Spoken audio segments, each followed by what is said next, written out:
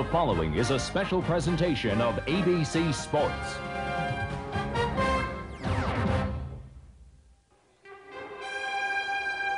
It's a sport of man and machine, with a thin line between success and disaster. This sport requires daring, courage, and perseverance. INDYCAR racing takes its fans and teams to the limit and beyond, and to the ultimate victory in this tough and dangerous arena. This year, the Formula One world champion made the transition to INDYCARs look almost easy. With a mastery that has brought him the adoration of fans worldwide, he carried his INDYCAR rookie stripes from the pole all the way to the checkered flag despite mistakes in Australia. The first man to accomplish this feat in 9 decades of INDYCAR racing. Nigel Mansell is, in every action, a champion. But his toughest test would come on the unforgiving ovals that are the heritage of the INDYCARs. Bull rings like Phoenix have a way of humbling the greatest drivers, as it did 4-time Phoenix champion Johnny Rutherford. Just a few feet away, the concrete walls wait. Yesterday, even Nigel's skill wasn't enough. Practice laps over the track record, and then suddenly the world champion's car was in shambles. Black skid marks and a hole in the concrete wall told the story. Because of Nigel's previous spine-shattering injuries, the rescue was slow and calculated. The crowd watched, stunned and worried. As his mount was towed away, Nigel was air evacuated to a hospital with a concussion and bruises, but already he wants back behind the wheel. Mansell's departure redirects the spotlight to others, like INDYCAR world champion Bobby Rahal. Last year, Phoenix was his first win on the championship trail with his new team. This year, it's a new car, potentially faster, but much more difficult and time-consuming to develop. Now newer names like Robbie Gordon surge to the front. Driving for A.J. Foyt, he displays a disconnected flair that earned him a 3rd place in his run at Australia. Rick Mears, the acknowledged Oval King, is now retired. His throne is vacant. The search for his successor begins now. Today, from Phoenix International Raceway, it's the Valvoline 200.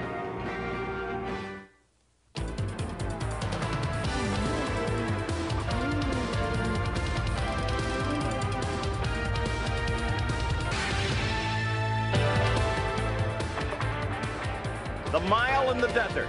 These bull rings are where INDYCAR racing truly began. Hello and welcome, I'm Paul Page. These little racetracks, these short miles, are terrific for the fans, but they intimidate every race driver that ever got near one of them. Nigel Mansell, the defending World Formula One champion, got a little too close yesterday, slammed the wall. Now let's get a full update on that situation from Gary Gerald. Paul, we're down here in turn number 1. Nigel's crew estimates from computer information that he was running at 182 miles per hour as he entered this first turn. As he lost control, he impacted the wall, absorbed 20 G's. That was how hard he hit. It's truly amazing that in view of that impact that he was able to survive with just a mild concussion. He does have some severe bruising on the right shoulder and in his lower back, but he was released from Good Samaritan Hospital here in Phoenix this morning, and in fact left Phoenix around 9 o'clock on a private jet and should be arriving now near his home in South Florida at this very time. Yesterday afternoon, we had a chance to spend some time with Nigel in the hospital. His co-owner, Paul Newman, was alongside chatting. Mansell was feisty. He wants to race. He remembers a similar scenario in Brazil last year. I mean, I was knocked out in Brazil when my great friend Ayrton Senna decided to have me off, and you know, I hit the wall there and I had a bit of concussion and obviously had a few other problems, but I didn't get any sleep that night and had to go through some sort of medical test the next day, which I managed to sort of smile my way through. And then, you know, lo and behold, I wasn't on top form, but I managed to win the race. So, I mean, I'm not knocking the rules and regulations and the medical profession because they're first class, but I always thought rules were there to be broken. And, I mean, heck, I'd like to be the first one to break them. And if I can drive tomorrow, I mean, I'd love to. Even if I start last, I don't mind. But the rules prevent Nigel from starting. Now, in the starting field itself, the first 11 positions are covered by a single second.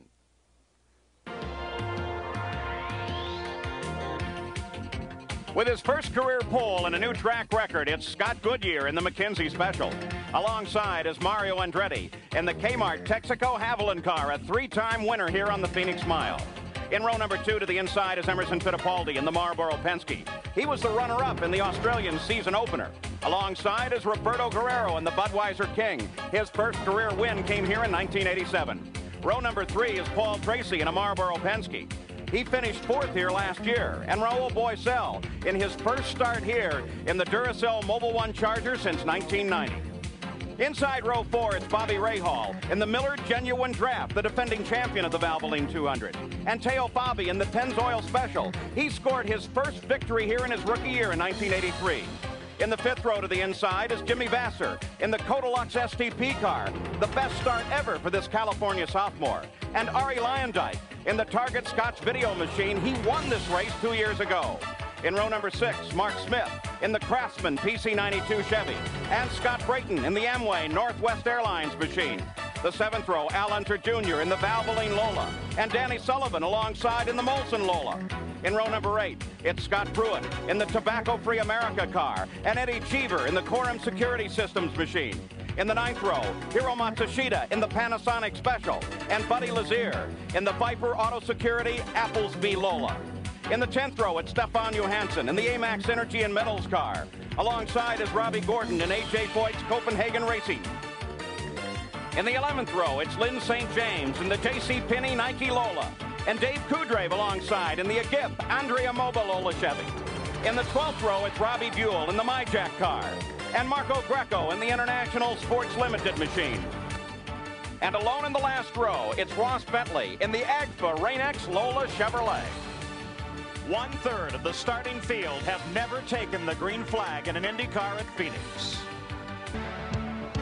Giant crowd here eagerly awaits the start of the engine at Phoenix International Raceway.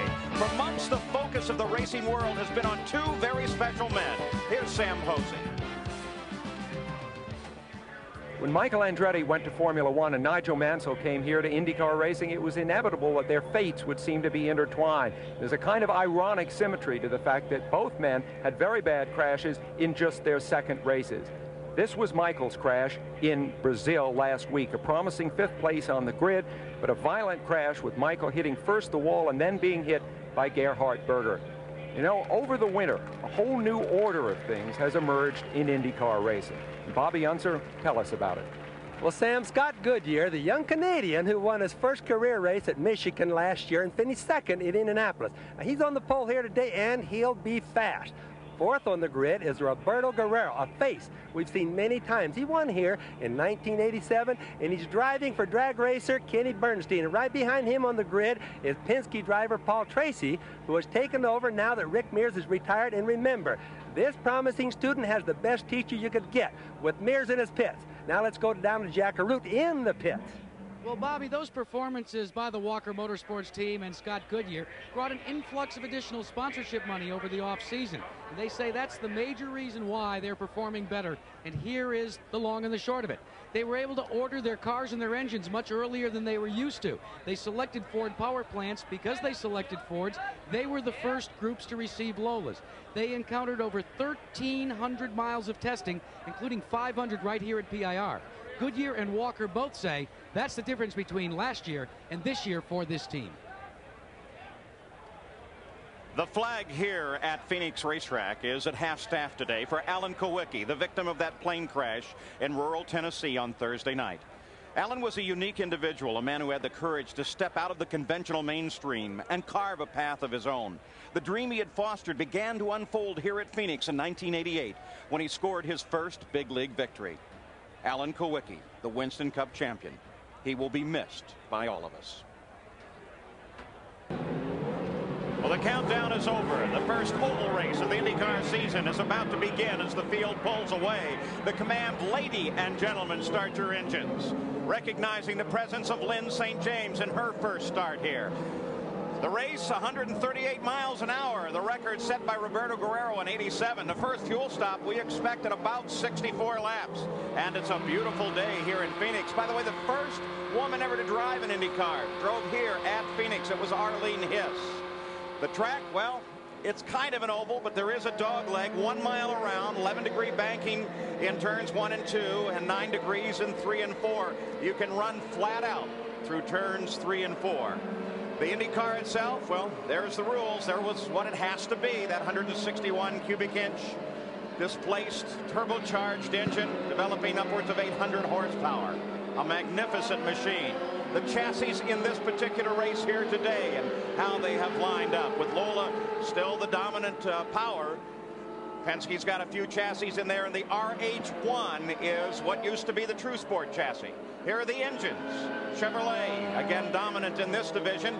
8 Chevy V8C engines. The C is the newer version, the uprate of last year's engine. You ride now with the defending champion at this race, Bobby Rahal. But let's go pit side to Jack Arute. Well, Paul, remember in Australia, the big story at the end of the race was fuel. Nigel Mansell, he ran out of fuel, even though he told us that he had plenty of fuel to finish.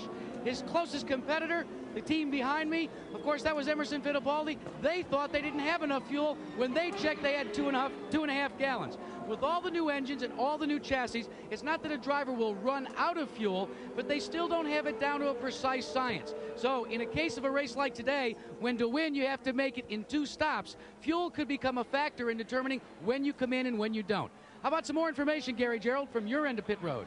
Well, you remember in Australia 2 weeks ago, Robbie Gordon had a great race, a 3rd place finish. A.J. Foyt on scene here today, but what a weekend it's been. They blew an engine yesterday. Then this morning, Gordon got into the wall in the warm-up session. They had to really scramble to get the car repaired. It's the 92 chassis. They rolled it out as virtually the command was being made for everybody to be in the car. It was that close. Now he's on the track. We'll see how he responds from deep in the field. Keep in mind, it's only the 2nd time that Robbie Gordon has been on a 1-mile oval.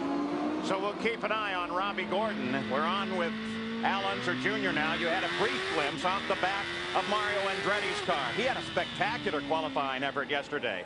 And here is Robbie Gordon. Back in the field, will have his work cut out if he's to have any kind of result similar to that 3rd place. And there's the man who has been bringing him along throughout this weekend, his car owner, A.J. Foyt. So now they begin to find alignment behind the PPG pace car, and we're ready for 200 miles of racing at Phoenix International. This mile in the desert produces some great races. We expect nothing less here today. The entire field begins to close in. Sparkling new machinery here at the start of the season. Remember, a lot of drivers in this field have not taken the green flag in an Indy car here at Phoenix. So now the field comes into full alignment. Scott Goodyear, his first pole, brings the field toward the green flag. And into turn 1 with Mario challenging to the outside. And Mario Andretti picks up the lead on the backstretch. At the same time, Roberto Guerrero moves up to challenge both Fittipaldi and Tracy. Off of turn 4, Roberto Guerrero still running high in a battle for 3rd place as Mario Andretti takes the lead at the conclusion of lap number 1. There's that battle with Guerrero and the rest of the field as he splits up the 2 Penske cars looking for racing room. Fittipaldi just in front, then Guerrero, then Paul Tracy just behind. And just behind Paul Tracy, that's Raul Boisel as they come to the conclusion of the 2nd lap of the run. And Scott Goodyear, who started on the pole, has decided for a more casual approach to the start of this race and lets Mario Andretti run out in front, if "lets" is in fact the appropriate word. Now take a look at Paul Tracy as he begins to challenge Roberto Guerrero and ducks inside in 3.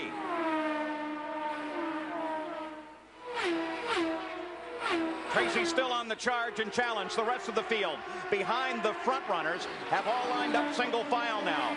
Looking carefully over this track. It's very hot here. The track surface temperature above 100 degrees. But Paul Tracy is allowing no room to Roberto Guerrero. He is looking for a place to pass. He certainly is. That's a hard place too, Paul. It's going into turn 3. It's wide open going in there. He's trying it. He's trying to fake Roberto out, but it didn't work. Roberto Guerrero, of course, won his first race here, set the track record in doing so, knows this track very, very well. Tracy still on the charge, continuing to challenge Guerrero. One thing Guerrero knows, that Tracy is really young and eager. He really wants to get by. Look at that by the outside. Paul Tracy on turn 3 and 4, dials it to the outside of the course and goes around Roberto. You said who would replace Rick Mears as the master of the ovals. Here's Paul Tracy, just 24 years old, being taught by Mears, and an amazingly aggressive move around Guerrero. Now a fight for second place develops as Emerson Fittipaldi comes up alongside of Scott Goodyear, the Canadian that we expect so much out of this year. Won his first IndyCar race at the Michigan 500 last year. Now with the two cars, the two Penske cars look the same. There's Tracy behind Emerson Fittipaldi, both of them the same. Now that's not going to make any difference with the teams, because Tracy, if he can, is going to go right on by Emerson Fittipaldi. So Fittipaldi comes inside of Scott Goodyear, and he moves past Goodyear, picks up second place. Now Paul Tracy begins the attack on Goodyear. Paul Tracy, Scott Goodyear had a second at Indianapolis last year and a first in the Michigan 500. You see him being menaced now, but he too is a hot oval driver. Paul Tracy around Scott Goodyear, and he moves into third place. And notice, Paul, that Tracy has been doing outside passes. That means that he's got his car working better, at least right now on the outside. There he goes again on the outside, than he does on the inside. Already here on lap number 7, as we watch the two Penske cars, we have begun to overhaul the slower traffic in the field. Phoenix is very short. The pace is incredibly fast here. So it's Mario Andretti that jumps from the outside of the front row and picks up the lead and already begins to pull away. In second place is Fittipaldi and Paul Tracy. After this message and a word from our ABC stations, we'll return. Back at the Valvoline 200 in Phoenix, Arizona, as we're watching a tremendous battle right at the front of the field. And it's a fight between teammates in the Penske cars. Emerson Fittipaldi sits in second right now, but his teammate, the younger Paul Tracy, is right behind him and challenging him here on the straightaway. Now Paul Tracy comes alongside of Fittipaldi, and Paul Tracy goes around Fittipaldi just that quick and picks up second place. There are two things you got to know about Paul Tracy. He did more testing during the offseason than anyone else, and he set the fastest time in warm-up this morning. He's really hooked up. And now he has Mario Andretti, the leader of the race, just in front, and they come off the corner 3 abreast, and Paul Tracy picks up the lead of the race. An amazing set of passes, first for second and then for the lead. And look at Paul Tracy running through traffic now, begins to pull away. An incredible run. Now let's go down to the pits. Jack Arute has a special alumni of this race. Well, it's been the first time that I can recall, Paul, that we've ever seen a credential like this. Also, it's the first time we've ever seen Rick Mears at Phoenix not in the cockpit of the car. Rick, a lot of people say you've become the mentor of this team, specifically for Paul Tracy. Some of those moves out there look familiar to me. They look like yours.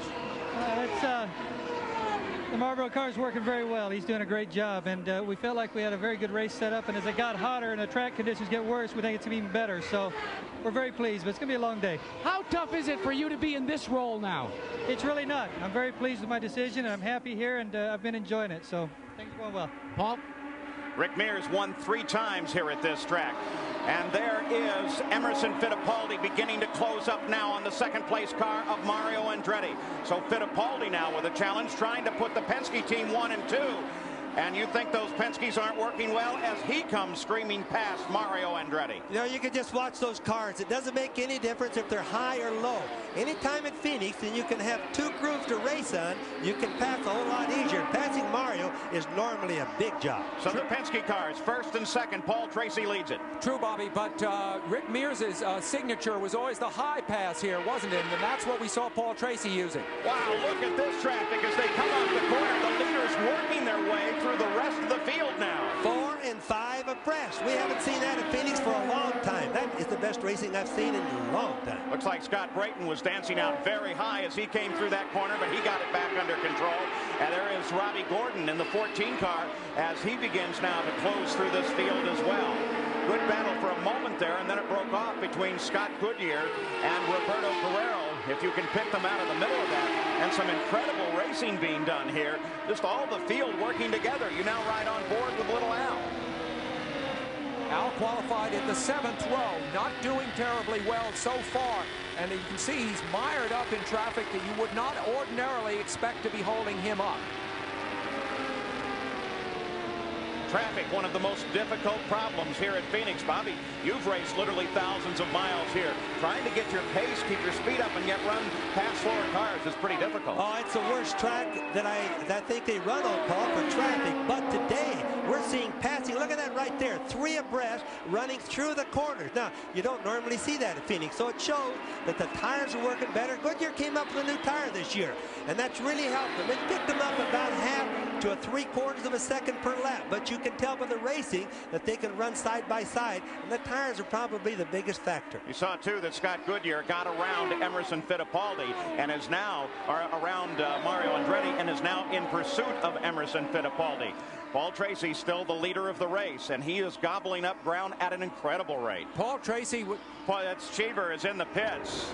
Eddie Cheever, it was 23rd when he came in. He's changed tires and gone back into the action. Bobby, what do you think that might have been? Well, obviously he's got something wrong. Just changing tires means that he thinks something was bad. Probably thought he had a flat. So he comes back in, gets it changed, and we'll see what happens to him now. Robbie Gordon, if you're keeping track of the A.J. Foyt car, has moved from 20th up to 7th place. So the car is finally working this weekend. Let's go pit side and Gary Gerald. Quick note on Mario Andretti. Had electronics problems. They had to change the engine after the morning warm-up session. It's working fine, but Mario wants more wing in the car. They'll make that adjustment on his first pit stop. Also, Danny Sullivan, we understand the throttle is sticking. He's having to work it, release it with his toe. So Sullivan has got a handful and a footful, it sounds like. That's very difficult to do here. You know, it's so precision, Paul, and how you back off going into the turn. When you do have to back off for traffic, it really will mess up his speed a bunch. Fortunately, Bobby, the throttle pedal is configured in such a way, unlike a passenger car, that you can do that. Yes, they have a toe strap, a little strap that goes around your foot so you pull your foot back to shut it off. Look at Scott Goodyear as he comes up and finally overhauls Fittipaldi. He used this traffic in front of him to get it done, and his momentum carried him right up to the back of Bobby Rahal and Scott Brady. You know what he did is he caught Emmo sleeping. Emmo didn't see him coming. Emmo got up behind the traffic, and I'll bet he never saw Scott coming by. Now looking back from Rahal as we see Fittipaldi with Teo Fabi just behind him begin to close, and Rahal goes a lap down to the leaders very early on in this fight. Let it be remembered that Rahal, right there in the center of your screen, we're on board with him now, won this race last year, and his success on the 1-mile ovals was the centerpiece of his championship effort. He is not doing well here today, and this is going to imperil his chances for defending his championship. You know, Sam, last year they had something. They had a Lola car last year. They had something that nobody else had because they outshined everybody here by a bunch. Very much the same way that Paul Tracy's doing today. Let's go to the pits. Jack Arute has this update. Well, Paul, that pass by Emerson Fittipaldi losing that position. Well, listen to this. He's reporting to his team that he is having some problems with the boost on the engine. He is getting slower and slower as the race progresses. They're not quite sure what to do about it. They're just going to hope that he can tough it out. A great shot, too, from Bobby Rahal's onboard camera as you see the rest of the field working past him. As we keep an eye here on Emerson Fittipaldi, we can go back and take a look at that pass. Now there is Scott Goodyear working behind Fittipaldi. He moves to the outside. Fittipaldi takes the normal line into the corner. Now you can see Emmo didn't expect that to happen. Emmo was watching Fabi, the yellow car right in front of the Benzone car. He was watching that car so he wouldn't touch him going the turn. Goodyear went right by the outside. That's the easiest way that you can pass people here. You know, it's interesting that Teo Fabi, you see him there. He's running in 9th and now being overtaken by the leader of the race. When Teo Fabi was the first one I ever remember that did that kind of pass here back in 1983 when he won the race. He just hooked up and went around a whole group of cars about 2 lanes off of the normal groove of this track. Well, you know, Paul, sometimes there's a groove out there that nobody knows, and pretty soon somebody will just jump out there and try it. It looks like they're dumb when they do it at times, but when they make it, they look like heroes, and that's the way Tracy is looking when he goes by them. A very busy racetrack here as we keep track of the Penske cars running at the front of the field. Paul Tracy, who's looking so solid here. There's the stats on Paul right now from the EDS scoring system, and we appreciate that information, being able to keep us right up to date. Scott Goodyear runs in 2nd place. Emerson Fittipaldi is still in 3rd. Mario Andretti has dropped to 4th. Roberto Guerrero sits in 5th. In 6th place now is Robbie Gordon, so he continues to come forward. Last year, Paul Tracy finished 4th in this race, and it was by far his most substantial achievement in racing up to that point. I think he has a special feeling for this place, and he's demonstrating it now. Nice thing about being out in front with like Tracy is right now, Paul, is he can pick his traffic and his passing what he wants. He doesn't have anybody pushing him really hard. Whereas the guys that are back in the pack, they usually have somebody pushing them, so their passes have to be more conservative. Bobby Rahal now makes it into the pits and is looking for a full tire change. This coming on lap 37. Jackaroo. Well, Paul, the problem is Bobby Rahal says the car is extremely loose. So loose that he felt he had to come in and make an exchange of tires. Going a lap down didn't help either. Of course, this is a new chassis. It only took them 16.5 seconds to change those tires, but they're still working with the True Sports chassis transition from last year and what they call the Rahal Hogan, and they don't expect their new chassis to come out until after the Indianapolis 500. Boy, you can bet if Bobby Rahal comes in on lap 37, which is almost 30 laps sooner than he should, it's got to be bad, Paul, and nobody would question that one. Here's we are with Mario Andretti, who has finished 2nd and 4th in his last 2 Indy starts. And, of course, he was 2nd on the grid here, so he is resurgent. And, of course, with Nigel Mansell out of the race, all the hopes of the Newman-Haas team rest with Mario alone. And he really is apt to rise to that kind of occasion. Sam, I think he probably has more miles than anybody on the track today at this track. Paul Tracy, by the way, took the lead on lap 11. At that time, he took it away from Mario. On lap 34, Tracy lapped Mario. It only took him 24 laps, in other words, to put Mario a lap down, and now he's going for Emerson Fittipaldi. Take a look at that as Emerson sits down inside there. Paul Tracy looks for the position, and Paul Tracy is now looking for his own teammate to lap him. Some of the passes with Tracy have been so outstanding.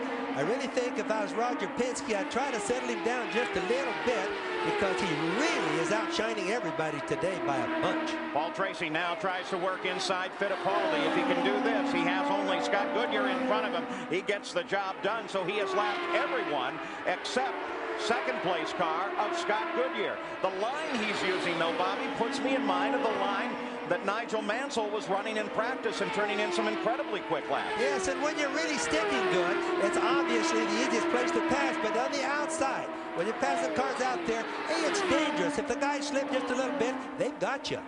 And as you saw there, he went around Scott Goodyear and has now lapped the entire field in a mere 42 miles. And we haven't seen this happen in years, that somebody is this much faster than the entire field. Scott Goodyear, right there, who's set on the pole, already been lapped. So Paul Tracy now, keep an eye on this, the 12 car sitting up there high, again looking at slower traffic. He bottles up Scott Goodyear, uses that high line that has been working very well for him, and he has now lapped everyone in the field. Paul Tracy is on an incredible roll here at Phoenix International. You're looking from high above the track in the Goodyear blimp. And there is your field in the top 12. At Phoenix International, Mario Andretti trying to hold off his 4th place position from a charging Roberto Guerrero.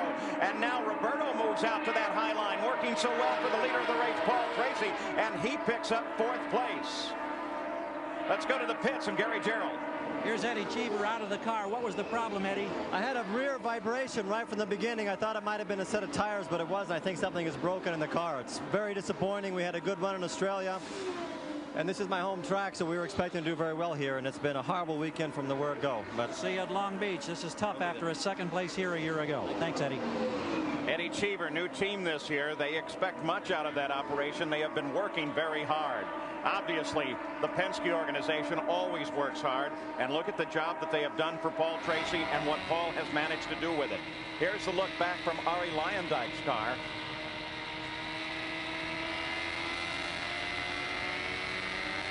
As we give you the running order after 52 laps, and you saw Robbie Gordon as he came up to overhaul Luyendyk.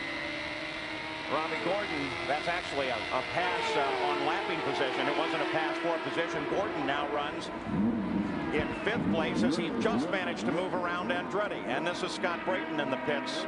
Apparently something seriously wrong at the back of his Amway car. Yes, it is. When they pull that hood off, you might as well just know there's something bad wrong. They're Danny Sullivan with a problem as well. Another one. And I don't think it's the heat getting to them, Paul. I think it's early in the year, the type of problems they have. You got to remember, around here they're turning 13, and some of them 13,200 RPM almost all the way around. They don't change much speed. You can tell by how fast Mansell went in and crashed by how fast they go all the way around. Apparently they're working now with that throttle that Danny was complaining about. You can see they have the cowling off at the top, and they've been telling him with hand signals, try it now. Let's see if we can get it to return. These throttles are operated on a real nice sealed cable. But sometimes they go all the way through the chassis from way up front where his feet is, clear back to the engine, and they get bound up somewhere, and that's what they're looking for. The battle between Robbie Gordon right now and Roberto Guerrero as they fight for position. Robbie Gordon in the black car, just exiting the screen there on the right, had a crash this morning. He's in his backup car at this point, and it's an incredible performance that he's giving because he did not get much practice. He's not familiar with ovals. This is only his second oval race, and yet he is charged up to 5th. He's 24 years old, like Paul Tracy, and I think in many ways he's giving an identical performance, albeit back in the pack. He's in 5th place, but at the moment he is closing on 4th place, Roberto Guerrero. Right now, Paul Tracy is averaging 156 miles an hour. If he can maintain that pace to the finish, he'll be almost 20 miles an hour faster than the lap record. It's an incredible tribute to Foyt's crew that they were able in a very short period of time to get this backup car set up for Robbie Gordon, and it's an incredible tribute to him that he's willing to push an unfamiliar car this hard, this soon. The Valvoline 200 now 58 miles into the 200-mile run. You know, Paul, 156 miles an hour. Do you realize it wasn't too many years ago that would have been pole qualifying speed here? I remember it. Now they're averaging it right now. You and I stood down in the first turn, and we were amazed at 150 because that was such a landmark at the Indianapolis 500. Now look at Paul Tracy as he closes up behind Robbie Gordon, and he has traffic ahead of him. This is the key. Does Robbie Gordon know Tracy's behind him? He's been looking ahead of him the whole time. Both on the outside. Way up. Very dangerous racing here. But when you're driving the kind of race that Robbie Gordon is, are you looking in your mirrors? Will he see Tracy there? We'll have to see. Two of these new brash young challengers in IndyCar racing now battle with one another, not for position. It is Paul Tracy trying to lap the 5th place Robbie Gordon, and Robbie doesn't want any part of it. Well, it's going to happen, whether he likes it or not, if he stays on the track, because that Tracy... Mario Andretti in the pits. This is on lap number 60. So this is pretty close to Mario's scheduled window. They make a change in the front wing.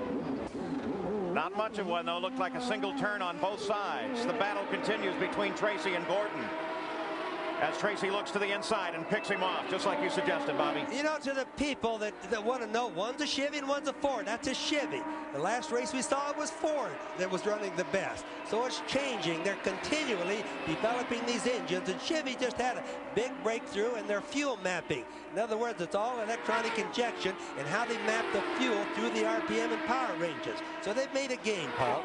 Just passing over now the 62nd lap, 62nd mile. This is when most of the teams indicated they would try and stop, and it will give us our first best indication of how the fuel mileage is going. As you suggested, Bobby, the new Chevy C engines, there seemed to be a question, but they have been working with it, and since he's gone this far, it's logical to assume it's all solved because he is setting a torrid pace. Well, we saw in Australia that the Chevys obviously weren't doing as well on fuel as the Fords did, but those guys are all smart. There's a lot of money involved, a lot of engineers, and they're trying to fix it, and they may have a fix. You know, there was loose talk during the offseason that Ayrton Senna might be driving this car that Paul Tracy is driving. Well, obviously, Senna's still in Formula One, and Paul Tracy is doing this job, I think, as well as anybody in the world could do it. You know what that is, though? That is a dream of Emerson Fittipaldi. He wants to bring Ayrton Senna here. But right now, it is Paul Tracy on the pit road heading for Penske service, and here is Jack. And it'll be a difficult entry because Bobby Rahaal's crew continues to work on his car. He hits the marks and overslides them. The crew goes to work. They are very pleased with the handling capacities of the car thus far. They're only going to change tires and add fuel. Tracy waiting patiently. And the longest part of the stop is the fuel. He engages the gears and lights the tires up in 14.4 seconds. He's away, Paul. Oh, what a great stop for the Penske team. And throughout the whole thing, you saw Roger Penske there holding down the transmit button on the radio, talking Paul through every inch of this race. Telling him to use his head. Stay out of trouble. He can win this race. Be careful. Scott Goodyear running in second. Now he heads for the pits as well as the first service stops are underway. Here's Gary Gerald. And we watch and wait with the crew. We see the nose of the car. He glides it in perfectly. Hits that mark. The air guns go to work. We're watching. watching to see if they make any adjustments. Nothing at the rear, nothing at the front just yet. Goodyear now gets a wing change on the right front side. A half turn it appeared to be. Still holding him. Now a quick turn on the left side. Still holding. Now down off to Jackson. Not a fast stop, Paul. We've got him at close to 17.5 or 6 seconds. 17 seconds on our clock. That would be a 3-second deficit to Paul Tracy on pit stops alone. Nor was he as fast in or out of the pits, which also affects your performance. But the Walker Motorsports crew obviously taking it very careful with Scott Goodyear. They want to make sure that he lasts all the way to the end of the run. Well, his best finish here so far was 10th. Fittipaldi is in. Now here's Jack. Emerson Fittipaldi, Paul, you'll recall, was complaining of a boost problem in the car, having a little bit of understeer. He just says, I do not want any changes. The boost is okay, and I believe that the racetrack will come to me, so keep the understeer. So they are going to make no changes. He is off and away, and he lights up the tires as well, Paul. Well, I'll tell you what, another incredible stop by the Penske team. That was a good sign for the Penske team also, Paul, because they didn't even make any wing adjustments. There were no adjustments made. Now, they might have made some stagger to the tires in the adjustment, but they would tell that ahead on the radio before they came in. Bobby, there's a lot of stagger run here, isn't there? The outside tires are much bigger than the inside ones. Yeah, it's about 3/10 of an inch. Yeah. Robbie Gordon runs in third place. He is doing the pits at any time. That Scott Pruitt in his new ride just in front of him. And we'll keep an eye on Gordon as he's due at any moment. That's got to be making Ford and A.J. Foyt really happy to see this boy. No practice in that car. They took it out today, put tires and springs on it, the right gears in it, put him out on the track, and away he went. And he's already going good, and he has no experience on the ovals. Robbie Gordon down low and heads on into the pit, so he will get service from A.J. Foyt's organization as he comes in behind Jim Vassar. Gary Gerald? And we're right behind A.J. Foyt as he watches very closely. What a different position for Foyt now, pointing to his head as if to say, think, young man, think. We need to clarify. This is the 92 chassis. It's the one that he crashed this morning. They made the repairs. He's familiar with the setup. He stays in it. We watch the clock tick away the seconds. Now he rolls away. 17.1 seconds for Robbie Gordon. A.J. Foyt, the great champion of IndyCar racing. At Australia, Robbie Gordon told Jack Arute that his boss was Michael Kranifus, but A.J. Foyt has pointed out to all of us, it is A.J.'s team. We'll be back.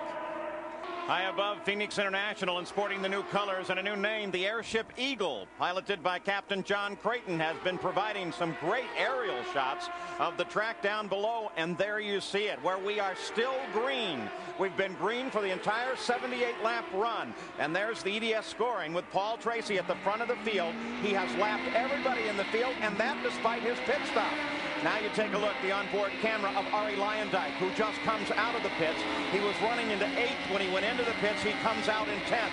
So Arie Luyendyk's time to stay at the bottom of the order at the top 10, but that was Arie Luyendyk's second pit stop, and as he comes out of the pits, he falls further and further behind as Mario Andretti comes past him. Now what's happening, Paul, as we watch the race progress, the real fast cars, like the Penske cars, Michael Andretti, people like that, are going for probably a 3-stop race, whereas some of Mario Andretti and some of the other cars, like you saw with Luyendyk, like the Gallus cars, those guys are going for 2 stops. They're cutting back the boost, turning less RPM, and trying to beat them in the pits because they can't outrun them on the track today. So we have 2 different thoughts going so far. Mario Andretti in 6th place continues to try to stay in the fight. He's being attacked at the back end of the field as well as the front of the field running very, very tight together. But Mario has not had success passing high. Most of his maneuvers have been down low, and he's gotten trapped quite a few times. We see a high pass of Scott Pruitt there, but that's been the exception, not the rule for Mario so far. So Fittipaldi right behind Mario Andretti as they both come around Scott Pruitt. Scott Pruitt, that blue and white car, sits just in front of him. Got a glimpse of it for a second there as here comes Fittipaldi working inside Mario, and it looks like he may get him in another lap or so. 2 former world champions. That car number 90, they just went around as a new team for this year, owned by Tim Duke right here in Phoenix, Paul. Kind of a group of renegades, isn't it, Bobby? Everybody they're all from other teams, and they're so happy just to have put a new team together. It reminds you of the old days of racing when you said, hey, let's go racing, and they figured out a way to do it. Tim Duke normally runs a driving performance school. Best indication now is that Paul Tracy and Emerson Fittipaldi are hoping for a two-stop race. That's why they hesitated as long as they did. Now, as we watch Fittipaldi maneuver past Mario Andretti, Fittipaldi continues to run in third. It's not a pass for position there. Fittipaldi's sights are set on Scott Goodyear, who is some distance ahead. Paul Tracy still is the class of this field with a tremendous run. And the Penske cars, best indication, are looking for a two-stop run. Can they do it?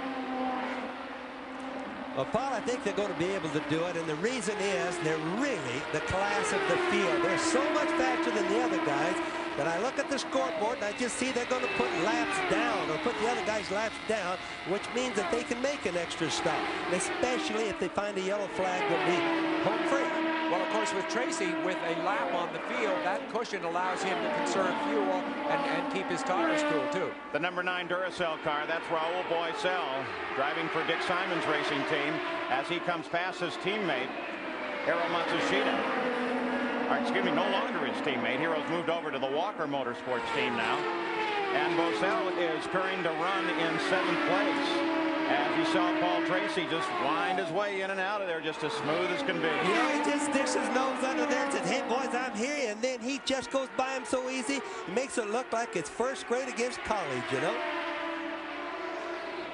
It's great when you have a day like that. That's the day that every race driver dreams for, isn't it, Bobby, when everything just comes right. It is, and you know, it's really easier for him, and it's harder on the other guys. It's just the opposite of what people might think by watching him. We run the order for you now. Paul Tracy, then Scott Goodyear. Emerson Fittipaldi is 3rd. Roberto Guerrero is 4th. Robbie Gordon 5th. Mario Andretti runs in 6th place. Raul Boisel is 7th. Jimmy Vasser with a great run is in 8th place. And Al Unser Jr. is 9th. Teo Fabi sits in 10th. And there you see him right there with the leader now beginning to overhaul him. Let's go to Jack Arute. Well, Paul Bobby Unser was speculating as to how and why maybe the Penske team was able to go for 2 stops. Remember, we alluded to the problems they had in Australia. They changed, Bobby Unser, their fuel card for this race. They feel that they have licked the problems they had with fuel consumption. The report thus far for both Fittipaldi and Tracy, excellent fuel consumption from the telemetry. Just remember, though, that Paul Tracy has never won an IndyCar race. He's won a lot of other races at the Indy Lights level, but never won at this level. So there's a psychological burden. I'm out front, he's got to be thinking, this could be my race. But there's a lot of pressure. And when you finally break through and you win your first race, chances are you're a lot tougher from there on. But he hasn't won it yet. Just little things like that with Mark Smith in the 25 car there that can just stop the heart of a race driver. Here he is. He's cruising in top spots, a full lap ahead of the rest of the field, but it only takes one little misstep by any other car and you can be in trouble. That's Jimmy Vasser. He runs in 8th place right now in the Codalux car.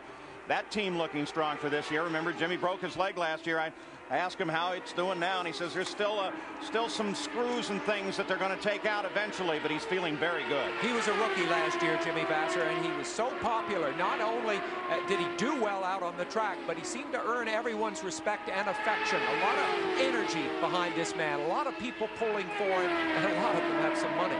A quiet, almost shy smile when you see him away from the racetrack. You would perhaps question whether or not someone who is this nice and polite could be a race driver. But boy, when he gets in that car, at Australia, for example, Stefan Johansson has a problem, rolls to a stop, and this may in fact bring out the yellow.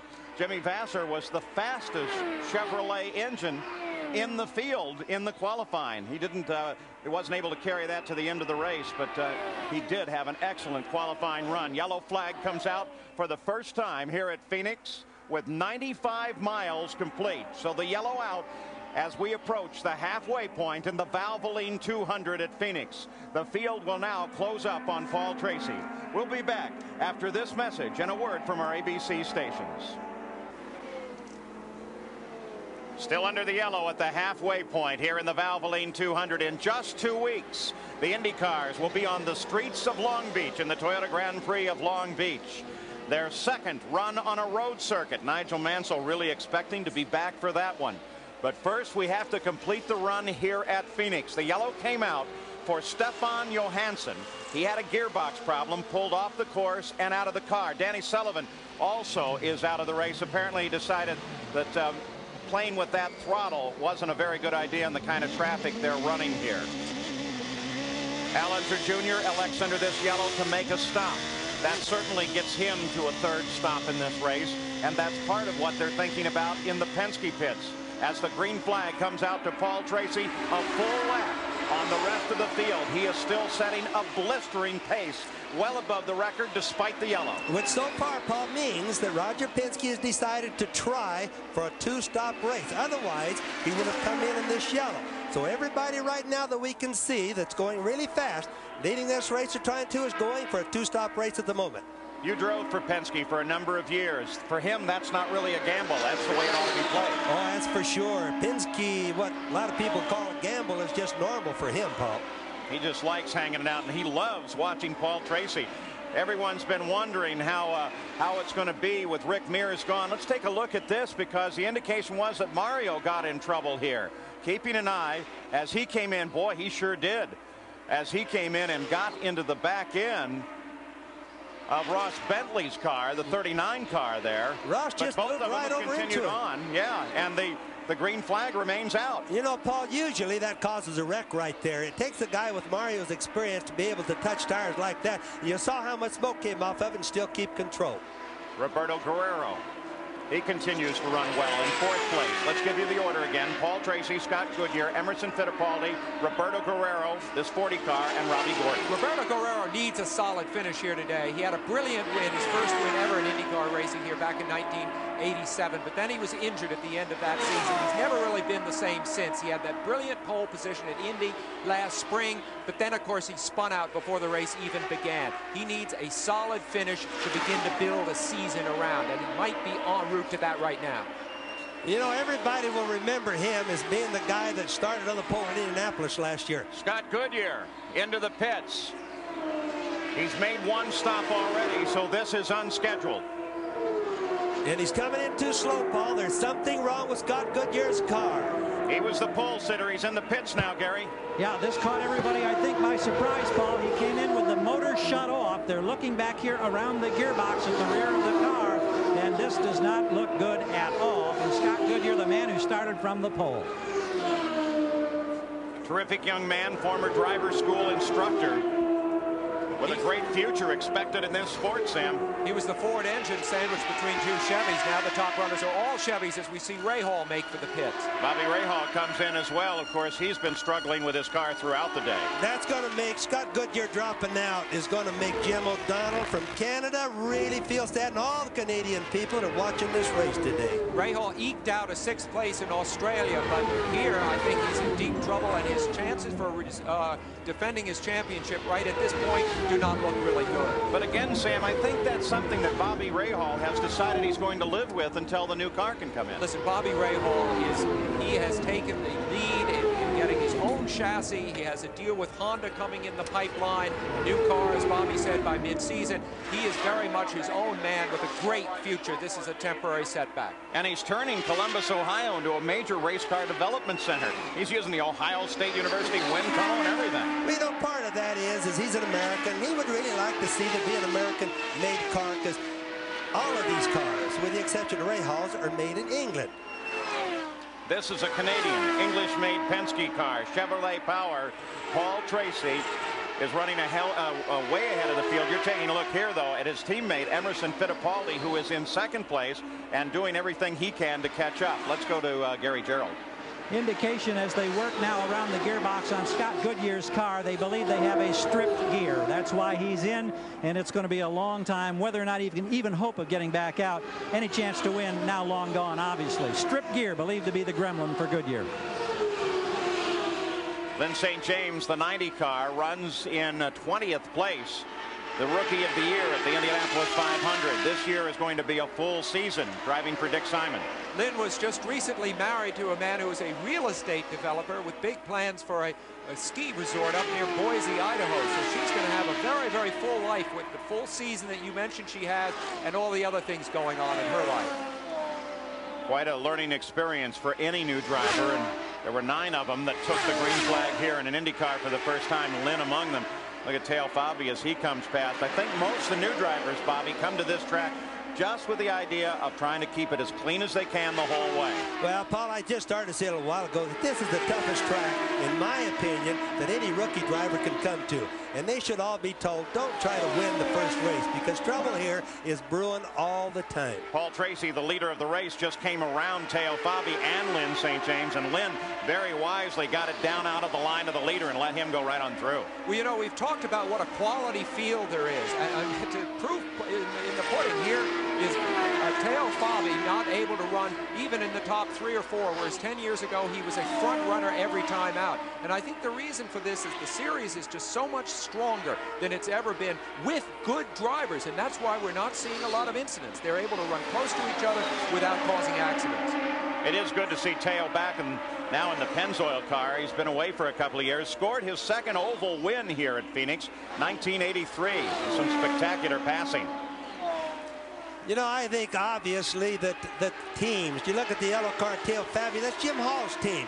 Sponsored obviously by Pennzoil, but I think the teams, when they click, the teams shine more now than they ever did in the past, because the teamwork between the mechanics, the engineer, the driver, and the owner and the sponsor all have to work together now more than any time that I can ever remember. Scott Pruitt comes up alongside Hiro Matsushita and just comes right on past him. Now it's Buddy Lazier sitting just in front of him. And Scott Pruitt, new team for him. A fellow that everybody wondered throughout the winter if they were going to come up with anything at all, Sam. Well, and he has something to prove, because last year the True Sports car did not do well. Was it a question? Maybe it was Scott Pruitt's fault. Maybe it was the car's fault. So he's like trying to make the point that it was not his fault. And with Ray Hall's problems with that car, relatively, I think he is making that point, and he's having a beautiful drive today, is Scott Pruitt. And certainly by the performance of the car is somewhat vindicated. Look at Teo drop to the inside as he continues his battle with Scott Pruitt. And it is a fight for 9th place.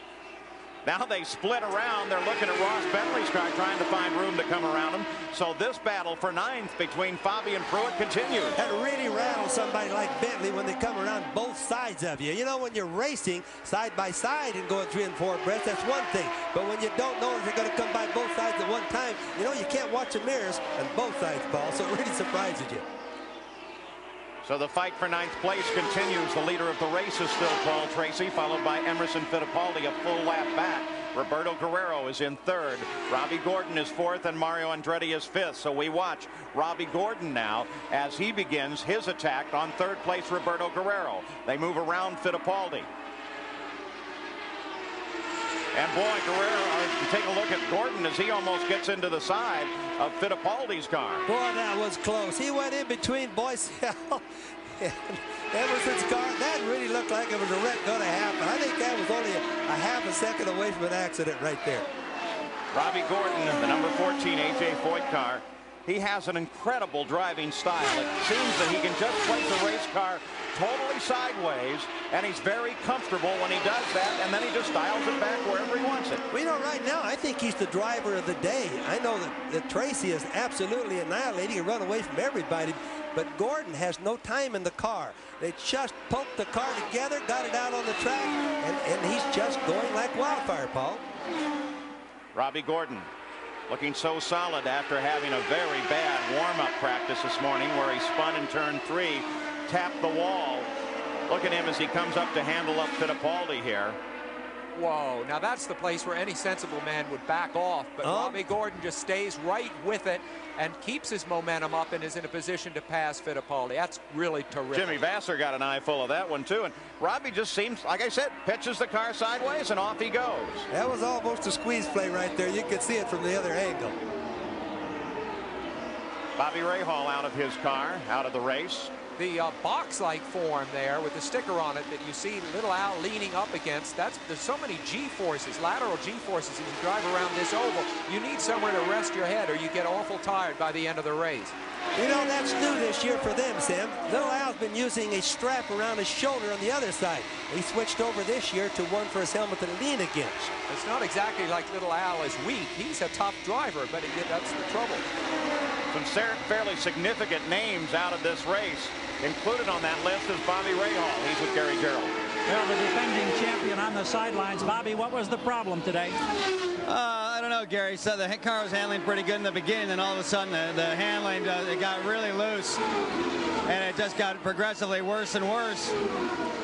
So I came in and we tried some things, but there's something wrong somewhere. So it just I think I'm a menace to either myself or everybody else out there if we stayed out. Paul Tracy's having the kind of day you had a year ago trying to go wire to wire. Sorry you're out. We'll see you at Long Beach. See you at Long Beach. Yeah, we'll be there. Thank you. All right. Now Bobby Rahal out of the fight. Look at the crowd here today. Beautiful sunny skies overhead. Nice warm temperatures in the 80s. And the battle continues at Phoenix. 11th place, Ari Luyendyk looking for room to race on this track as we keep an eye on Robbie Gordon. There is Robbie Gordon as he comes, and look at he and Guerrero as they split. Hiro Matsushita and now come up behind Lazier. And Lazier's getting a mirror full of race cars right now. Paul Tracy in the pits, Jack Arute. And Paul Tracy comes in for what they hope will be his final stop of the day. If they've worked the calculations properly, he will not be back. They take on fuel, they take on tires. Paul has made no changes whatsoever all day. He wants to win this because it's his father Tony's birthday. A little over 15 seconds and Paul Tracy back to the fight. Still a lap ahead of the field, though you can lose that lap very quickly here. Here's Ari Luyendyk. He runs in 11th place as he comes alongside Matsushita. Dials it down. He wasn't happy with being forced down near the grass on that one. So Paul Tracy has made his stop. Maintains the lead in doing so. 134 laps complete right now. He made the stop on lap 133. Bobby, can he make it to the finish? Well, I just figured it out, and he can. I think it's going to make it. If he doesn't have some sort of a problem, he's going to have a lot of lead. He'll be able to turn less RPM, turn down the boost if necessary. Should have no problems. He averages 148.7 miles an hour, 10 miles an hour over Roberto Guerrero's record. And his closest pursuer is his own teammate, Emerson Fittipaldi, who now comes into the pits. So Fittipaldi in for a stop, Jack. Well, Paul Emerson, as you know, is down a lap to his teammate, but he is very pleased with the condition of the car. He complains of the understeer, but the understeer, gentlemen, goes away as the fuel load diminishes. So Robbie Gordon is now on pit road. Catches the wall. Robbie Gordon hits the wall. The yellow comes out. Little fire on the turbocharger. That's oil, and it's not a real concern to the driver as Robbie Gordon climbs out. Boy, he had a spectacular day to that point. Robbie Gordon was in 3rd place. In fact, was assuming 2nd as Fittipaldi pulled into the pits. And that's the opposite end of the track that he had the crash at earlier. So he has really tested the walls here at Phoenix today. It's turn 1 has been the rough place. Boy, he's mad. He really feels bad for what's happened. It probably was his fault. He probably blew out. There's Foyt talking to somebody down there trying to figure out what happened. I want to be careful. We don't know that what caused this accident. We merely saw the car come off the wall. Yeah. Robbie acting like that, it would seem to be logical that maybe something put him up there that wasn't of his own making. Well, it could have been another car even. But you know, a guy's always mad when he wrecks. The kid has been the shining star today. He's really been the class act. He looks like he's driven a lot of oval tracks. I just think he's been the class act today all the way around. Well, as he headed across the start-finish line, he picked up 2nd place going into turn 1, and then he got into the wall. Mario Andretti now under this yellow makes a stop, and this yellow certainly going to help any plans that the Penske organization had of going to the finish on just 2 stops. Well, it's going to help some of the other guys, but unfortunately, I think for them that the Penske cars are too far ahead of them, Paul. I think they're still going to lose from it. Mario Andretti comes out on the access road, joins on the backstretch as the rest of the field in the Valvoline 200 now circulates behind the PPG pace car. We're under yellow for the 2nd time today. This Track Fact is brought to you by Ford and your Ford dealers. Have you driven a Ford lately? During an IndyCar pit stop, only 6 crew members are allowed over the wall at any one time. So if an IndyCar team can come up with a way that 1 crew member can do more than 1 operation, it'll save time. That's the case with the vent man. When he goes down, this is called the vent hose. You can hold it down with 1 hand. It releases pressure out of the fuel cell to allow the car to be fueled. Now, the other thing is the air jack actuation. This is what's used. There's 350 pounds of pressure that come in this end, and this has to be done with one hand to raise the car. So as he puts this on, there's no pressure, and then raised it, because there's a special bleed valve in this that allows that to take place with one hand. Now, he can take his hand off. I can actually pull on this hose, and that is locked down. Until the crew chief comes and gives the signal, go ahead and pull this off, drop the car is underway. This is a very small piece, but it makes a big difference during pit stops. Back under yellow at the Valvoline 200, I'm Paul Page. It's Robbie Gordon's car that is on the hook now. He brought out this yellow when he caught the wall running by himself between turns 1 and 2. Let's go to the pit side, see what A.J. Foyt thinks about that. AJ, it's really been an up and down weekend. The crew worked so hard to get Robbie out there, then he makes this tremendous run, and now the frustration. Well, it's just one of them things. We knew we'd go through some of this year. You know, we got here, we tested a couple weeks ago, we ran pretty decent, not like we wanted to, and we come here, made some adjustments, and first practice session we lost a blower with the 5 laps in the practice, and then we had the other car had a fuel pickup problem. Then we turned around this morning and shook down this car. We changed the motor in. It was running very, very well, and then we had an accident this morning, and then we changed everything and got out here about 1 minute before they said, gentlemen, start your engines. He did one hell of a job, and I just told him before that happened on the radio, take it easy, baby. We're doing good. Take it easy. Well, he's out of the race now. I tell you, this got to be tougher than being a race driver, huh? Well, I would say so. You know, it hurts, but I know it hurts him too. But we'll be back at Long Beach. We'll be tough there. We'll see you in a couple weeks. Thanks. Thank you. Paul? So A.J. Foyt concerned about his driver. You know, a number of serious injuries last year led IndyCar officials to implement a set of new safety regulations dealing with the design of the car. Now, Gary Gerould takes a closer look at these modifications.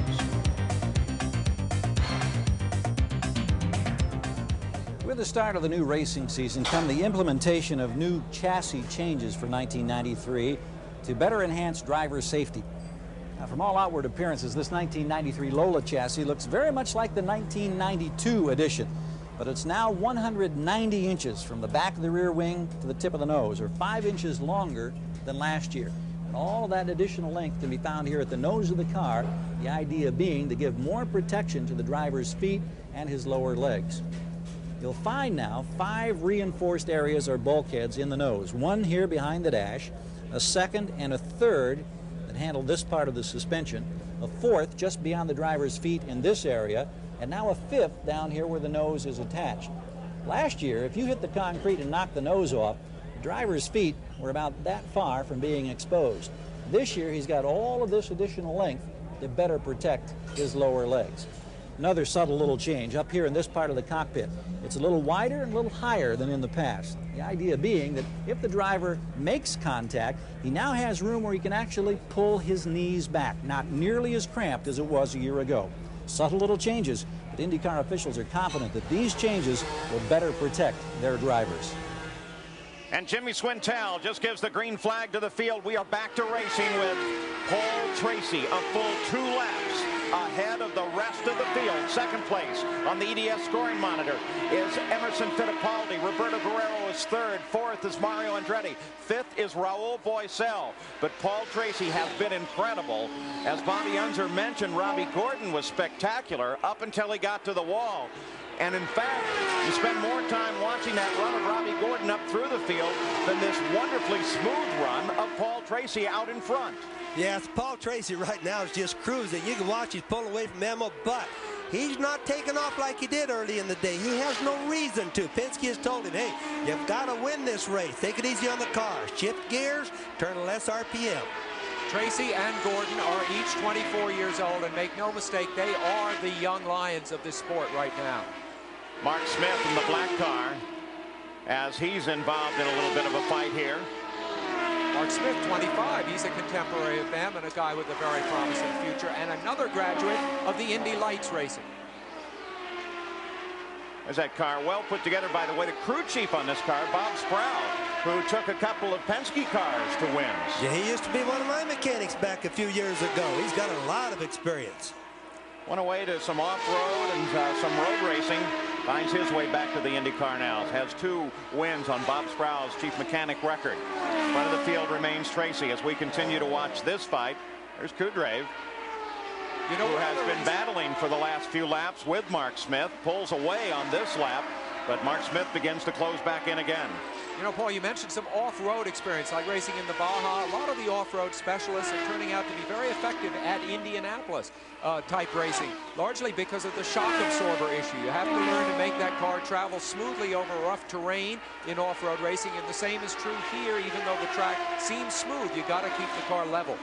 You know, Sam, ironically bringing up shock absorbers, that's probably the single most important part of making an IndyCar handle today, is the shock absorbers. What's happened is the tub itself, the chassis, it becomes so rigid that the suspensions really do all the work, so the shock absorbers have really become an important item. Dave Kudrave, the 50 car, now runs pretty much alone. He was running with Smith for a while there. There's Rick Mears, Roger Penske. I think all of us wondered with Rick Mears getting out of the sport whether or not Roger would continue to show the interest that he has, the intensity. But he seems to really like Paul Tracy. We had a dinner with him last year, and he just sat there and raved about Paul the entire time. Take a look at the leaderboard from EDS scoring in the Valvoline 200 at this point with Paul Tracy. 2 pit stops, Fittipaldi 2, Guerrero 2. Can they maintain that? Well, Bobby Unser thinks so. We've just gone past the 153rd mile, as now we ride with Al Unser, who with attrition and staying careful with his driving has moved up into 7th place. Yes, a little Al, watch his head. Watch all the vibration that you get. There's over 2.5 G's in the middle of the turn pushing against his headrest there that Sam was bringing up a little while ago. You know, this is a typical drive for little Al. Bad qualifying and then comes on and on and on in the race. To be sure, he's only up to 7th, but it's been a terrific drive for him. I've never seen this team, the Gallus team, have so many problems trying to get race cars working as they have both down at Australia and here at Phoenix today. Well, of course, they were low on the customer list at Lola, and then Al crashed his car just shortly after it arrived, so they haven't tested as much as the others, and maybe that's hurting him. The yellow Codilux car, that's Jimmy Vasser, who has just managed to get a lap back from Raul Boisel, who is a lap in front of him. Now, Jimmy still has a mile to make up, but Jimmy Vasser in 6th place now, running with a good run. And here is Al Unser Jr. as he continues in a battle with Arie Luyendyk, who just came up behind him. And Al Unser Jr. is, of course, chasing Jimmy Vasser, trying to catch him, while Vasser is simply trying to get that lap back from Boisel. A nice battle, 6th, 7th, and 8th place. Arie Luyendyk inside of Al Unser Jr.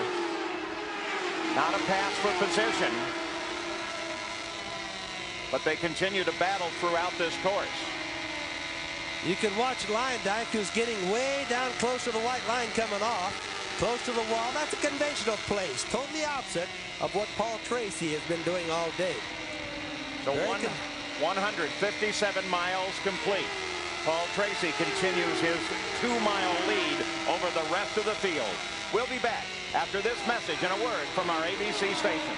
Suddenly, without warning, Paul Tracy loses it and pops the wall. Dr. Steve Alvey is there with him now. Here's how it happened.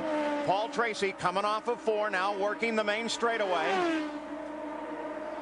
Ducks to the inside, looks for racing room alongside Vasser, and just loses the back end on the pass. Just physically lost it, Paul. I don't see any oil on the track. I don't see it. Boy, look at the cars that almost hit him as they went by. Scott Pruitt came very close on the apron. Really close, but it looks like it's just no reason except the rear end just got loose and it didn't snap. It just slowly came around. Rick Mears, Roger Penske talk it over. They had this race totally covered. Here's another look. Same thing. He moves inside the slower car. Back end starts to come around just that quick. He can't catch it, and Paul's into the wall. I believe that the back of his car was sucked into that negative pressure area behind Vasser's car. Sam, there isn't enough slipstreaming or wind draft really to do it here at Phoenix down the turn. That's the turn that's got the most banking, but it's also the turn where Mansell and Robbie Gordon had problems. Maybe that turn just not working well today. Possible when the car came down that he brushed the brake and that kicked it around? Well, first of all, you have to be under power, Paul, to have traction in the rear end of these cars, and I think he was off of power, and that's when the rear end starts coming around. Let's go to Jack Arute, who's with Roger. And a disappointment, Roger. What happened? Did he talk to you? Well, I guess he got caught in traffic. That was Jimmy Vasser. That's the same fellow he got in trouble with at Laguna at the end. But You know, basically it's experience. Had a 2-lap lead. Basically Vassar was 5 laps down, so I just hope he's okay, and it's experience. He sure drove a good race. The cars look good. The Chevy engines are running strong, so let's hope Emerson can bring it home for us. That's why we got 2 cars. And that's the point. You've got mixed emotions. You're disappointed there, but you've also got Emo still in the hunt now. Well, I guess that's why you have 2 cars, and I can tell you they're both good, and it was just a tough one for Paul, but he drove a great race. Tough break, but good luck. Thank you. So Emerson Fittipaldi now assumes the lead with Paul Tracy's crash, and under yellow circulates in the Valvoline 200 behind the pace car. 1993 marks the 68th year that a Goodyear blimp has flown over a major sporting event. Today it's the Valvoline 200 at Phoenix International Raceway, where we are under yellow, 166 miles complete. The yellow for Paul Tracy, who had a spectacular 2-lap lead until he slapped into the wall. He limped away from his race car, and this was when Dr. Steve Alvey a few moments ago came to his aid. They put him on the back of one of the INDYCAR safety vehicles and moved Paul then over to the ambulance. We want to check and make sure that Paul's okay, because he was favoring one leg there and still limping just a little bit. So we are still under yellow here at Phoenix International, and it is one of the toughest ovals that the IndyCars compete on all year. Here's a look at some of the more dangerous events we've seen at PR in the last 30 years. The mile in the desert has always been tough on drivers and devastating on their machines. It tamed Bobby Unser in 1965. As the technology increased and the speeds grew, so did the incidents. Johnny Rutherford flipped by his own tire. Tom Bagley, Unser, and Billy Engelhart. The great mile champion Tom Sneva and Scott Brayton as they got together.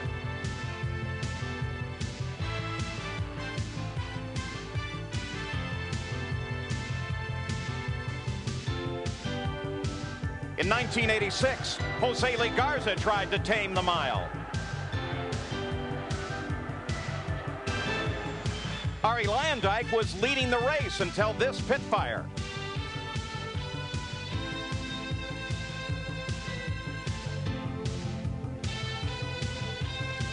Even the oval master Rick Mears has had his problems at Phoenix. Bobby Rahal carried you right into the wall in 1989.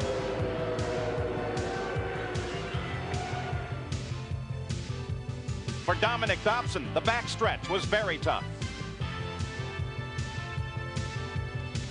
And Scott Goodyear had his problems in much the same place. You rode with Scott Brayton as he avoided Guido Dacco. And last year with Scott Pruitt as he avoided Jimmy Vassar with this nifty little piece of driving.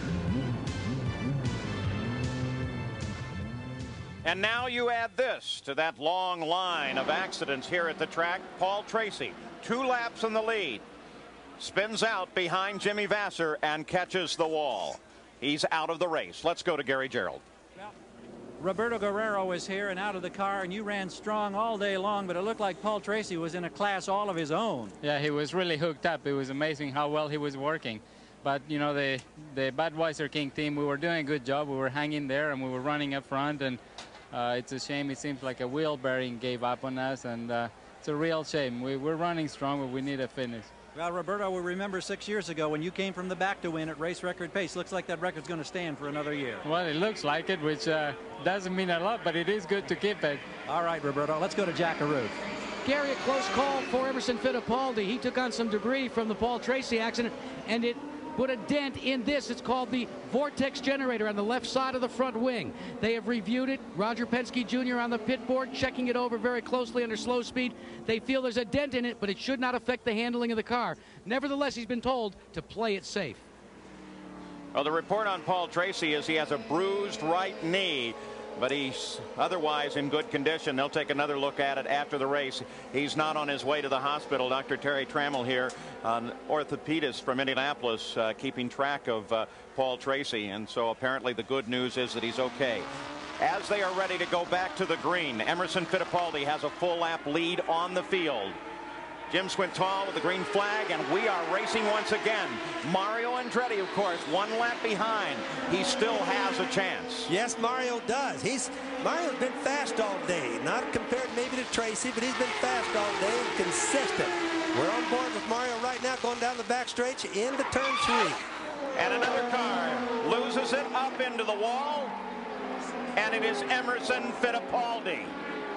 The second time a leader has been taken out of this race, both times a Penske car. Emerson barely a full lap under speed, and he's into the wall very quick. Bobby, I have no idea what got in there. Well, Paul, I don't either, but it's obvious that Penske's team has been snake bit today. That's for certain, sure. Whatever happened with Emo, he has so much experience that I know that something on the car would have failed. He just doesn't do things like that himself. Already the IndyCar safety team there. Roger Penske gets this wonderful piece of news. Nigel Bennett was right there with him, the designer of these 2 cars. You got a glimpse of him for a moment there. Let's see if we can tell what happened here, Bobby. Rolled into third, it just snapped. Now, you see, that was a snap spin. Obviously, opposite of what we saw with Tracy. It looks to me like he broke a U-joint, something like that in the drivetrain, because it just snapped around quickly. And what that will do is give the lead of the race to Mario Andretti. You saw him there. Here is Emo up into the wall.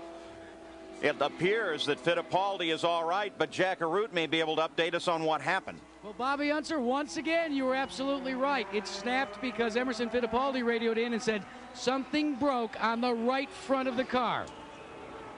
Right front of the car, Bobby. Well, Emo might not know. Remember when a driver's going into the turns, he's going in there 180, 185 miles an hour. He doesn't really know what happened. He just knows that something broke or something gave way. Often, sometimes you run over something, a tire explodes because you puncture it real fast. It's like a blown out deal.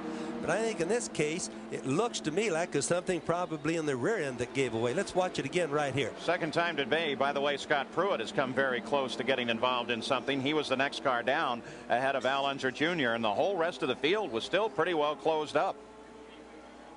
There's Emerson Fittipaldi. Thank goodness he appears to be okay, but not happy. He's had victory in his hands and thought that he had this race won after watching his teammate lead by full 2 laps most of the way. Yeah, totally unavoidable on Emerson's part. He just rode it out when it happened. So 173 miles are complete in this race that went so smooth for so long, and just in a very short span of time has taken away 2 leaders. We'll be back. Mario Andretti, it's been 73 races since his last win. He circles now behind the PPG pace car with 24 miles to go to the finish of this race. As soon as they come back green, he will have a full lap on the field. One of his owners, Paul Newman. What a weekend they have had, both Newman and Carl Haas. The problems yesterday with Nigel Mansell. Then watching the Penske cars dominate and both Penske cars crash.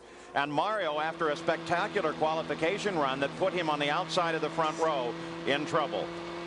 Mario now out in front. Saturday on ABC Sports, the Professional Bowlers Tour rolls in with the BPAA U.S. Open. Then on ABC's Wide World of Sports, world-class athletes meet in Cancun for the second challenge of the Jeep Superstars. And from Austria, celebrate the International Special Olympics presented by Dollar Rent-A-Car. All Saturday on ABC Sports. Bobby, at the outset, you mentioned the new order of things in IndyCar racing and mentioned Gordon and a couple of the other young guys. There's Carl Haas, the owner of Mario's car. Who would have thought that at this point in the race that the oldest driver in the race would be leading it? Mario at 53. Well, you know, Sam, also I think we've seen one of the most exciting races here at Phoenix. Totally unpredictable than we've ever seen before. Al Unser Jr. in, tops up for fuel. You know, one guy who was really solid here, Al Unser Jr., by the way, was running in 4th, was really solid here in his heyday, lives here now out in Paradise Valley. It's Tom Sneva. He has a golf course that he's part of. He calls it the Tom Sneva 500 Club, and on that course, he's got this. You talk about a golf cart, we're talking, look at that 500 winter ring there on Sneva's hand. You're talking major golf cart here. About, what, 120 miles an hour? Look at this from Tom. A real hot rod. Well, it's too bad he didn't enter it in the race. He might be doing pretty well by now. He could be running about 5th place right now. Looks like he's having a great time in the desert just outside of Phoenix, Arizona. We'll be back for the conclusion of the Valvoline 200. And let me tell you, it is not over yet. 180 miles, the distance traveled, 20 to go. We're still under yellow. Mario Andretti, the leader of the race, not at a record pace any longer. The yellows of the last few laps taking out both leaders, Paul Tracy and Emerson Fittipaldi, have had a dire effect upon the average speed of the race. The record will still belong to Roberto Guerrero, but will Mario Andretti finally break that streak? It's been a long time since he has won an IndyCar. You can trace it all the way back to July 3rd of 1988 at Cleveland. Mario said that he's been missing the presence of his son Michael terribly on the team, but I think this will breathe all sorts of new life into him. Jimmy Vasser, he runs in 3rd place. His best career effort thus far was 7th last year at Long Beach.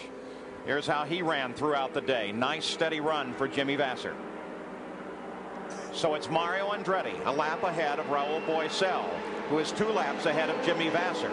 Just think of how often in the years at Indianapolis and other races, Mario Andretti has been what you call snake bit. Only 20 laps to go, a lap cushion here right now. It would seem to be wrapped up for Mario Andretti, but because of his particular string of bad luck, you really wonder if it is. I'll tell you what, if he doesn't win this race, he's going to remember what you just said, Sam. There's no question in my mind about it. Well, and he's very superstitious, too. Exactly. That's why he's going to remember. He probably has more experience than all the guys behind him totaled up. Just think about that. Well, Bobby, it's his 40th run here at Phoenix, and the guy with the next most experience, now that you mentioned that, was Ray Hall with just 14 starts. So the green flag now flies again in the Valvoline 200. Mario Andretti, a full lap on the field.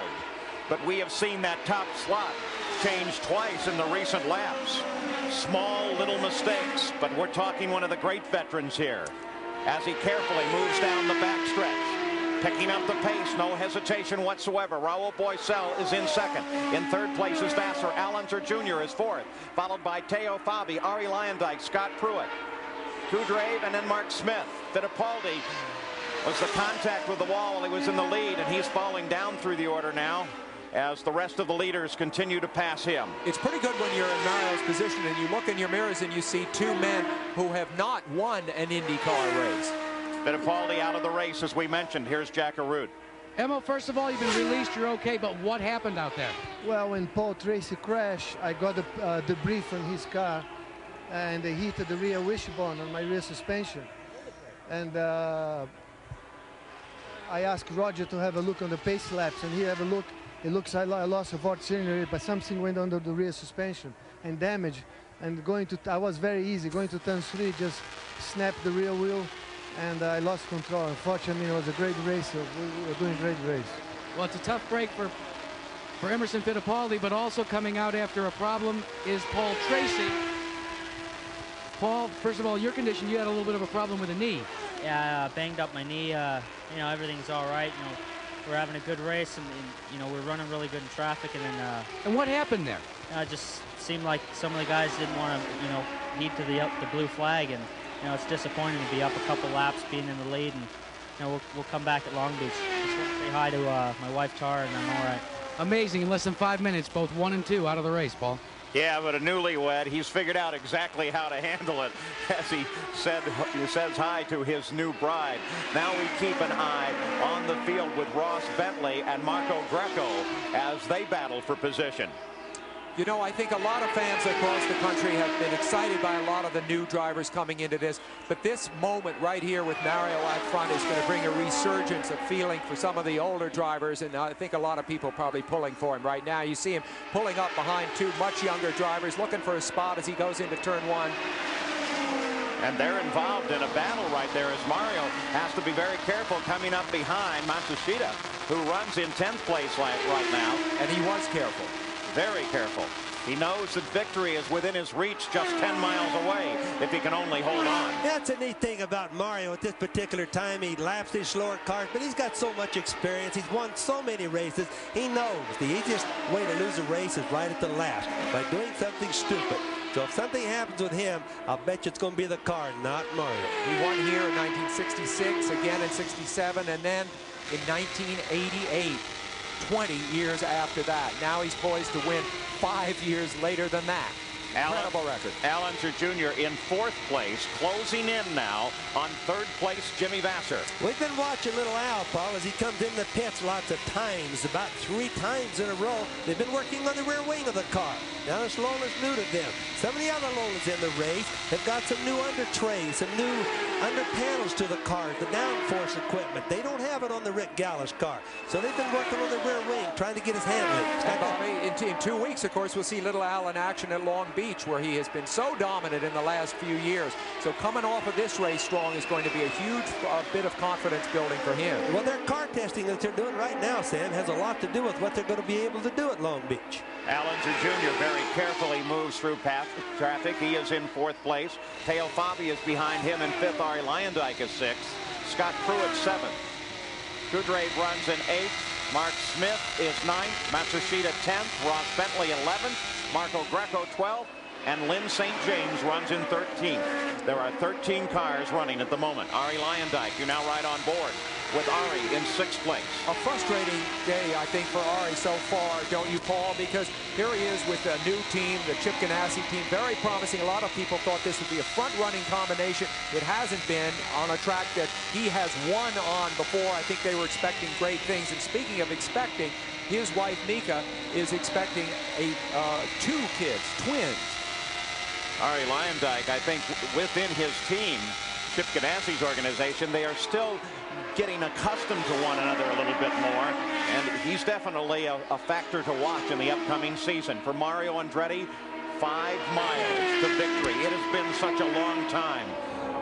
In his pits, you can imagine what they're thinking. What a weekend they've had. And you think of the way this weekend began with all the focus of attention on Nigel Mansell. Nigel this, Nigel that. He well deserved it. He was the fastest man. Mario was in his shadow. And Mario might have been frustrated earlier in this race when he dropped from the front row position, 2nd fastest qualifying, back to 6th, even 7th briefly. But he kept his patience. He's come up. The race came to him. That was Jim McGee, the team manager that we were looking at there, living another long day trying to win a race. I'll tell you what, he was instrumental in managing Nigel Mansell's victory at Australia. And consider what Carl Haas is thinking about here. The possibility of wins in the first 2 races of the season, one with each of his 2 drivers. Carl Haas came down in my motorhome this morning, and the poor guy sat there playing with my Siamese cat, just shaking his head, thinking what a terrible weekend he was having so far. Now look. Mario Andretti, his car leading the race, very good chance of winning it.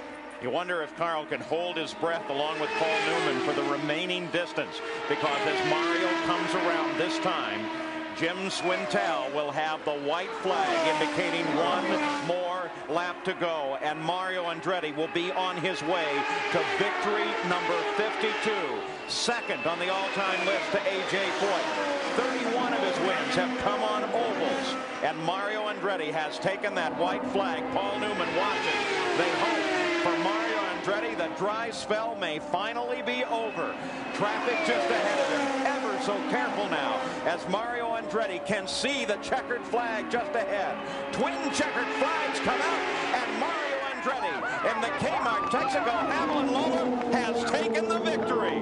What a weekend for Newman Haas Racing. An incredible time, and Paul Newman couldn't be happier. It just shows you never quit. You never can tell what's going to happen. There's a very special bond between Paul Newman and Mario Andretti, of mutual respect. Neither of them likes to be predictable. Mario's used the phrase so often, you wear the armor. He drives as a gladiator. Today he fought his way through the traffic, the tensest and most difficult race in Phoenix in many, many years, and came out front. And now all he has ahead of him is an empty track as he comes up to the checkered flag area here. So what that will do is put Newman Haas's team with their drivers 1-2 in the points fight. Mansell is 2nd in the points despite missing this race, and Mario is in the lead by 11 points. Mario Andretti rolls to a stop and begins to unbuckle. He is the winner here at Phoenix. We're running out of time, but we're going to do our best to talk with Mario Andretti. Let's go to Jack. Well, Mario Andretti getting out of the car, running out of time, but not for you. Congratulations, Mario. Thank you. It's just so wonderful. I'm so happy. I tell you, credit goes to my crews. They had to change an engine today, and we just hung in there. You know, It was not the perfect setup, but we got it better and better, and the guys just did a marvelous job getting in and out of the pit. And the emotion of the weekend, what with Nigel Mansell's problems and with you. Describe it for a minute. Well, you know, it's so wonderful to be able to bring it home for the team because, you know, that was a natural setback, but, you know, the man upstairs was looking after us, and God, I'm so happy. Paul, it's Andretti again, but this time Mario, and it's been a while. Mario Andretti takes the win, followed by Raul Boesel, Jimmy Vasser, and Al Unser Jr. Here at ABC, we'll see you in 2 weeks on the streets of Long Beach, California.